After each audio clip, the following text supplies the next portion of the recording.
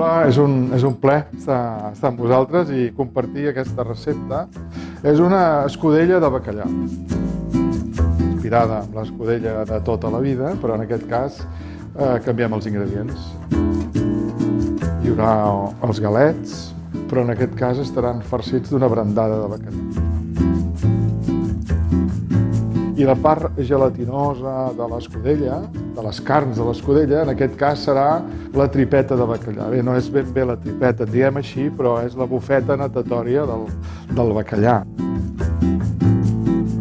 Es cou molt ràpid, ara ho veureu, ho farem tot en temps real i per tant us animo a provar-ho.